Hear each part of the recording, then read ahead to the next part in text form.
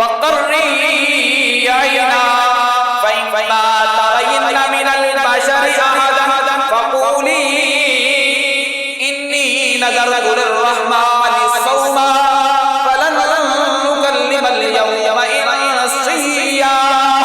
بیٹے کو جب اٹھا کر لوگوں کے پاس جاؤ گی، اپنے گاؤں اور محلے کے اندر جاؤ گی، آگے سے باتیں کرنے والے ہوں گے، آگے سے الزام لگانے والے ہوں گے، انہیں ان سے کہنا ہے انی نذرت للرحمن صوما، میں نے رحمان کے لیے روزہ رکھنے کی نظر مان رکھی ہے، میں نے رحمان کے لیے روزہ رکھا ہوا ہے، نظر منوتی، میں نے منت مان رکھی ہے روزہ رکھنے کی، اور کون سا روزہ ہے؟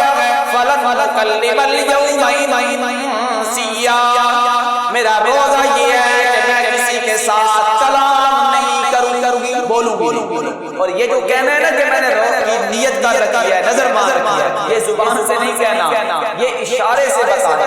اگر زبان سے کہہ دے گی تو پھر روزہ کیسا؟ تو عرض یہ کر رہا تھا کہ سابقہ شریعت کے اندر اللہ تبارک و تعالیٰ نے روزے رکھنے کے اندر مشقت اور تکلیف رکھی ہوئی تھی، لیکن امت محمدیہ کے اوپر اللہ پاک نے احسان کرتے ہوئے ساری مشقتوں کو اور تکلیفوں کو ہٹا دیا ہے۔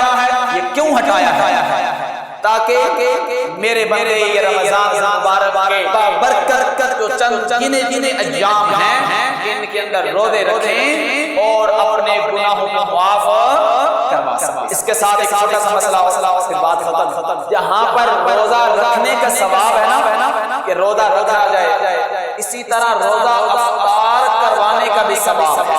نبی محترم صلی اللہ علیہ وآلہ وسلم نے فرمایا کہ جو بندہ کسی کا روزہ افطار کرواتا ہے تو جتنا ثواب روزہ رکھنے والے کو ملتا ہے اتنا ہی روزہ افطار کروانے والے کو بھی ثواب۔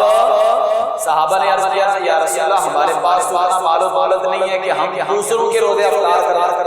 آپ نے فرمایا ایک کھجور اور دودھ کا ایک گلاس اس کے ساتھ روزہ افطار کروا دو، اللہ پاک اس روزے دار جو اس نے روزہ رکھا ہے جتنا اس کو ثواب ملا ہے اتنا ہی روزہ افطار کروانے والے کو ثواب مل جائے۔ تو روزے افطار کروایا کریں، ضروری نہیں ہے کہ آپ 10 50 بندوں کو بلائیں اور جناب لوگوں کو دکھائیں کہ میں افطاریاں کروا رہا ہوں، نہیں، کسی ایک بندے اپنی استطاعت اپنی طاقت کے مطابق اس کی افطاری کروایا، جتنی ہمت جتنی اللہ پاک نے توفیق دے رکھی ہے اتنا کام کریں۔